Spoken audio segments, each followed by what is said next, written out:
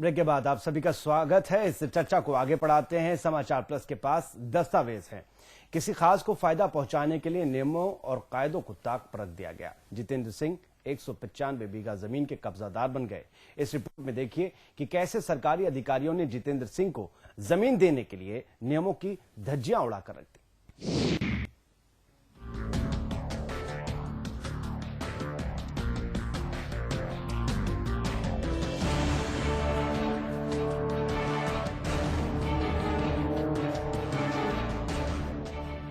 राज्य मंत्री जितेंद्र सिंह का एक और कारनामा, 7 विभागों की सरकारी जमीन पर किया कब्जा। 195 बीघा जमीन पर कब्जे का आरोप। सेटलमेंट विभाग की दरियादिली, रातों रात बदल दिया मालिकाना हक। जब अधिकारियों पर हुई कार्रवाई तो फिर जितेंद्र सिंह को क्यों छोड़ दिया गया? क्यों वापस नहीं हुई जमीन? केंद्रीय राज्य मंत्री जितेंद्र सिंह सरकारी जमीन को अपनी जमीन समझते थे। जब चाहा, जहां चाहा जमीन पर कब्जा कर लिया। अपनी तैश की खातिर अपना रुतबा दिखाकर विभाग के अधिकारियों को खरीद लिया गया। रातों रात जमीन का मालिकाना हक बदल दिया गया। सैकड़ों एकड़ सरकारी जमीन पर कब्जा कर लिया गया। देश के जिम्मेदार मंत्री, जिस पर देश की सुरक्षा का जिम्मा है, उस पर ये आरोप बेहद चौंकाने वाले हैं। लेकिन अब तक सच्चाई तो यही समझ आ रही है। जितेंद्र सिंह ने 7 विभागों की सरकारी जमीन पर कब्जा जमाने के लिए सारे हथकंडे अपनाए। अंदर के अधिकारियों को सेट कर लिया। फिर क्या था, जमीन पर पहले ही कब्जा कर रखा था। अब बस उस जमीन को अपने नाम करवाना था। हुआ भी बिल्कुल पूरी प्लानिंग के साथ। राजस्व विभाग, बिजली विभाग, बागात विभाग, कृषि विभाग, काश्तकारी विभाग, पीडब्ल्यूडी विभाग, डेयरी विभाग, ये वो विभाग है जिसकी जमीन को हड़पने का आरोप लगा है। भंवर जितेंद्र सिंह पर आरटीआई के जरिए खुलासा हुआ है कि केंद्रीय राज्य मंत्री जितेंद्र सिंह ने अपनी रसूख के दम पर सैकड़ों बीघा जमीन पर कब्जा जमा लिया। न केवल कब्जा जमाया बल्कि मिलीभगत कर उस जमीन को अपने नाम भी करा लिया। ये सब कुछ प्रशासन के सामने होता रहा, लेकिन सरकार और प्रशासन के अधिकारी इस मामले में मौनी बाबा बन गए।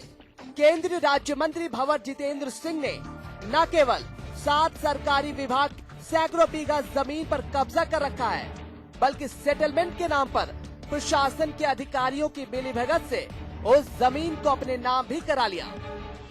बागवान विभाग, कृषि विभाग, बिजली विभाग, पीडब्ल्यूडी विभाग, शिक्षा विभाग, पशुपालन विभाग आदि विभागों की लगभग 195 बीघा भूमि थी। और 195 भूमि के संबंध में भंवर जितेंद्र सिंह के एक जो ओएसडी हैं, कर्मचारी हैं, शादीलाल जैन ने एक दरखास्त दी कि ये जमीन महाराज तेज सिंह जी के नाम थी, इसको वापस महाराज तेज सिंह जी के नाम कर दिया जाए। वहां पर जो अधिकारी कार्यरत थे, नंदलाल शर्मा, जेपी मुदगल और एक ओपी यादव, ये जो भी थे, इन्होंने सबने इस भूमि को साधारण उनकी दरखास्त पर ही इनके नाम ट्रांसफर कर दिया। आश्चर्य की बात यह है, सेटलमेंट विभाग को भूमि को राजस्व की किस्म को बदलने का कोई अधिकार नहीं है। ऐसा स्वयं भंवर जितेंद्र सिंह जी ने 2 दिन पहले जो प्रेस नोट जारी किया है, उसमें उन्होंने अपने पहले पेज पर यह स्पष्ट रूप से कहा है, और ये कानून भी है, सेटलमेंट का काम है भूमि की नापजोक करना, किस्म बताना, भूमि के बारे में रिपोर्ट करना। सेटलमेंट को कभी भी भूमि की मालिकाना हक को, खातेदारी को बदलने का अधिकार नहीं है। 12 विभागों की 195 भूमि जो राज्य के विभागों के नाम दर्ज थी, और उसको रातों रात एक ही झटके में इनके प्रभाव में आकर के और महाराज तेज सिंह जी के नाम कर दिया गया। क्या कहता है नियम? ओल्ड सीलिंग एक्ट के तहत रियासतों को निर्धारित जमीन रखने की छूट दी गई। 5 या फिर 5 से कम सदस्य वाली रियासत को 30 एकड़ जमीन का प्रावधान रखा गया। अलवर राज घराने को निर्धारित जमीन दे दी गई। बाकी जमीन राजस्थान अभिघृति अधिनियम 1955 के तहत सरकारी रिकॉर्ड में दर्ज हो गई। सरकार को ट्रांसफर की गई जमीन पर मोह बरकरार। जमीन हड़पने के मकसद से 27 मार्च 1992 को महाराज तेज सिंह की ओर से एक साजिश रची गई। प्रार्थना पत्र के जरिए 7 सरकारी विभागों की जमीन पर सालों से कब्जा दिखाकर उसे अपने नाम करने का दावा किया गया। मामले पर तत्कालीन अलवर तहसीलदार नंदलाल शर्मा और सहायक भू प्रबंधक अधिकारी जगदीश मुदगल ने भी जितेंद्र सिंह का पूरा साथ दिया। सेटलमेंट के नाम पर 8 अप्रैल 1992 को निर्णय पारित कर अगले ही दिन नामांतरण संख्या 13 से सिवाईचक सहित 7 सरकारी विभागों की जमीन को महाराज तेज सिंह के नाम कर दिया गया। लेकिन जब इसकी शिकायत की गई तो तत्कालीन राज्य सरकार ने कार्रवाई करते हुए 30 मई 1992 को नाम ट्रांसफर पर रोक लगा दी। बावजूद इसके इन अधिकारियों ने सरकारी आदेशों का उल्लंघन किया। ऐसा लग रहा है मानो पैसों की ताकत और सेटिंग के दम पर सरकारी अधिकारियों को खरीद लिया गया। सरकारी जमीन के बंदरबाट के लिए सारे नियम कायदों को ताक पर रख दिया गया।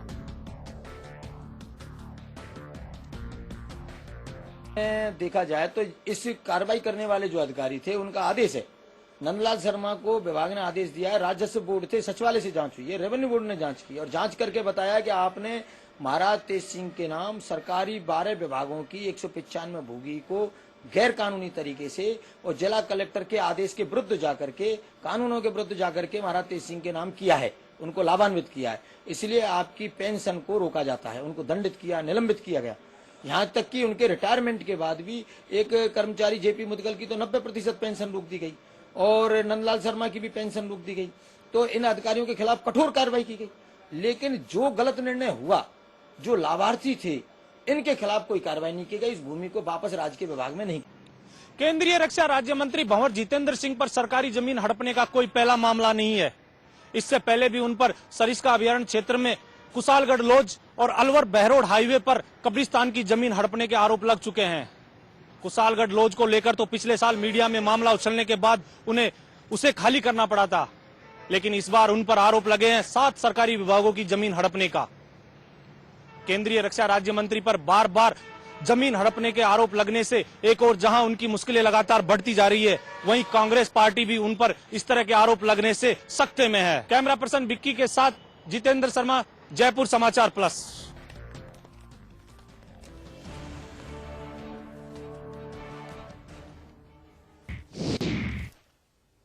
तो सबसे बड़ा खुलासा जारी है समाचार प्लस पर। 2 मेहमान पहले से हमारे साथ जुड़े थे, एक मेहमान हमारे साथ और जुड़ गए हैं, दीपक मिश्रा साहब, मीडिया पैनलिस्ट हैं आम आदमी पार्टी के। स्वागत है साहब आपका।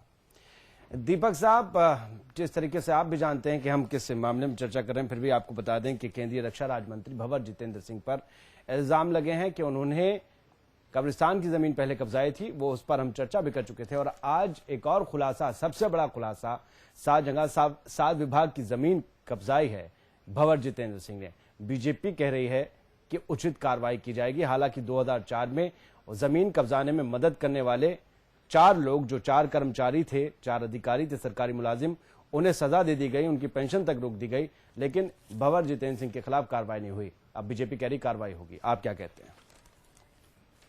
सर देखिए, कार्रवाई कहने को कह रही है कि बीजेपी कर रही है जी, लेकिन कार्रवाई कहीं नहीं होगी, क्योंकि हम पूरे राजस्थान के, हम पूरे देश भर में देख चुके हैं कि जितेंद्र सिंह अकेले नहीं, और भी बहुत से ऐसे राज परिवार के लोग हैं जो कि राजतंत्र तो समाप्त हो चुका है, लेकिन अभी तक ये उसको वहीं पे बरकरार रखे हुए हैं। और पहले की जितने भी जमीनें थी, इनका राजनीति में रहने का उद्देश्य सिर्फ और सिर्फ एक है कि ये सारी उन जमीनों को वापस से हथियाना चाहते हैं, जिन्हें हम लगातार देख रहे हैं। सिर्फ जितेंद्र सिंह एक मात्र उदाहरण नहीं है। आप किसे कह रहे हैं? राजस्थान में तो राज परिवार से बहुत से लोग राजनीति में हैं, आप किसकी तरफ इशारा कर रहे हैं?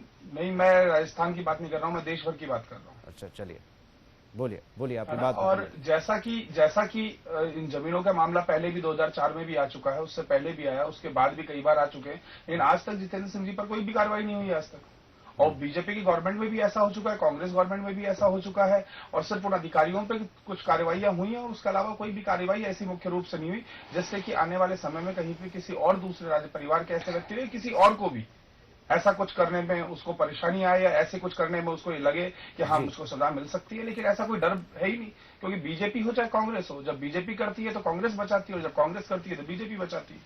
सालवा साहब, जो आम आदमी पार्टी के हमारे मित्र हैं दीपक साहब, उनके अगर सरल भाषा में उनके लफ्जों को मैं बयान करूं तो वो कह रहे हैं कि एक थाली के चट्टे बट्टे हैं, कांग्रेस और बीजेपी एक दूसरे को बचाते हैं, कोई कार्रवाई नहीं होगी, सिर्फ शोषा मारता है। आप क्या कहेंगे?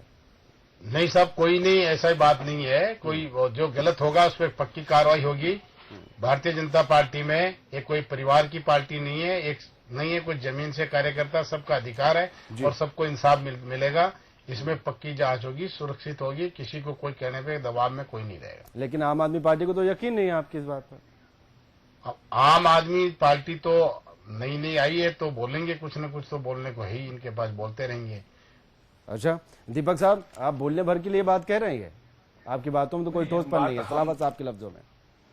नहीं जी, बोलने भर की बातें नहीं है। ये पिछले पूरे इस समय पिछले जब से बीजेपी और कांग्रेस दोनों है आपने सामने राजस्थान के अंदर में, तो लगातार ही हम ये देखते आ रहे हैं कि आरोप लगाए जाते हैं पूरे 5 साल, और उन आरोपों के ऊपर में जब सरकार दूसरे की आती है तो वो उसके ऊपर कुछ कार्रवाई नहीं करता, और जब उधर सरकार आ जाती है तो वो कुछ कार्रवाई नहीं करती, और मसले वहीं के वहीं रखे रह जाते हैं।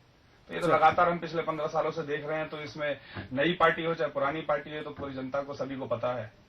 अशोक पाठक साहब, ये दोनों जो राजनीतिक दलों से मित्र हमारे बातें कर रहे हैं, आपको क्या लगता है कि वाकई कोई किस्म की कार्रवाई नहीं होती, बस वक्त पे मुद्दा उठता है और बैठ जाता है, असल लोगों को सजा नहीं मिलती, जो कार्यकर्ता होते हैं या कर्मचारी होते हैं उन्हें सजा मिल जाती, फायदा जिसे मिला उसे सजा नहीं मिलती? मैं यहाँ पर एक बात विशेष रूप से कहना चाहूंगा जी कि आम आदमी पार्टी का गठन हुआ था, उससे पहले ही मैं ये भंवर जितेंद्र सिंह के सारे प्रकरणों की फाइल लेकर के कौशाम्बी में अरविंद जी केजरीवाल से मिला था। मनीष सिसोदिया जी भी वहां पर उपस्थित थे, और ये सारे प्रकरण जो 6 प्रकरण है, सारों की फाइल मैंने वहां पर दी थी। और उसके बाद बड़ा आश्चर्य हुआ कि आम आदमी पार्टी का गठन तो अब हुआ है, उन्होंने एक भी प्रकरण को, भंवर जितेंद्र सिंह के प्रकरण को नहीं उठाया।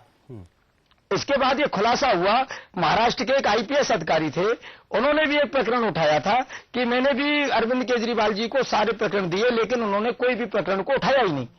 तो मैं राजनीति की बात पर नहीं जाता कि कांग्रेस क्या करेगी, बीजेपी क्या करेगी। मैं तो ये कहना चाहता हूं कि साफ मन से भाव होना चाहिए, जो कहते हैं वो करने का भाव होना चाहिए। मुकेश अंबानी जैसे शक्तिशाली बिजनेसमैन के खिलाफ आवाज बुलंद कर लेते हैं, भारतीय जनता पार्टी के पूर्व अध्यक्ष नितिन गडकरी के खिलाफ आवाज बुलंद कर लेते हैं, कपिल सिब्बल को भ्रष्ट बता देते हैं, तो फिर भंवर जितेंद्र सिंह का नाम लेने में उन्हें संकोच क्यों था? अब या तो उस समय ऐसी कोई योजना रही होगी कि किस तरह से हमें बारी बारी से लेना है, कैसे लेना है, लेकिन उसी समय महाराष्ट्र के एक आईपीएस अधिकारी का भी एक प्रकरण आया था, उन्होंने एक प्रकरण दिया था वहां जमीनों के मामले का। जब उन्होंने कहा कि मैं काफी दिन तक दे चुका हूं, उसके बाद वो भी मुझे मिले थे वहीं पर दिल्ली में, तो उन्होंने बताया भाई मैं भी काफी प्रकरण दे चुका, ये उठाते ही नहीं। तब जाकर के मजबूरी में उनको खुद को सामने आना पड़ा था।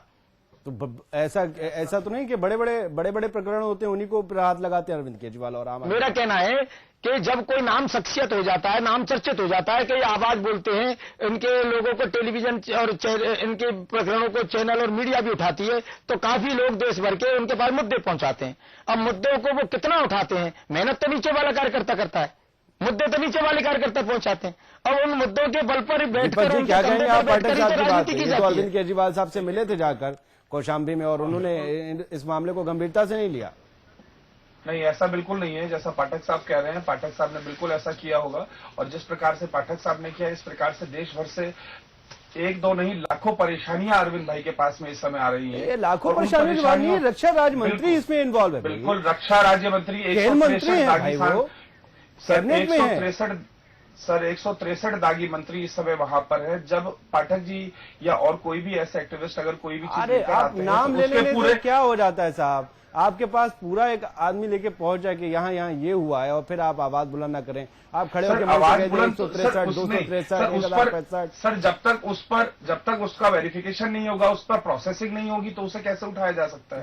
और जब बहुत सारे प्रकरण पहले से हैं ना, आप क्या पाठक साहब, आपसे उन्होंने अरविंद केजरीवाल साहब ने बात की थी, मुतमईन करा था, बात सुनी होगी, बात करी, और आपसे कागज लिए पूरे मामले के? हाँ, मैंने पूरे डॉक्यूमेंट जो थे सर्टिफाइड कॉपी उनको दी थी, और मैं मुझसे ये भी कहा था एक नोट यूए नोट बना दीजिए, तो मैंने पूरे सब उनकी 3-3 पेज में, 4-4 पेज में पूरी संक्षिप्त में पूरी कहानी भी वहीं पे टाइप कराई। कितने महीने पहले की बात है ये? आम आदमी पार्टी का जो गठन हुआ, जो लास्ट अंतिम उनका अनशन था उससे लगभग 6 महीने पहले की बात है। 2012 की ये बात है। 2012 की बात है। और आज तक उस पर नजर इनायत नहीं हुई अरविंद केजरीवाल साहब की। दीपक मिश्रा, ये कैसी आवाज बुलंद हो रही है अरविंद साहब? सर बिल्कुल, मैं आपको वही बता रहा हूँ कि सर ऐसा है कि इस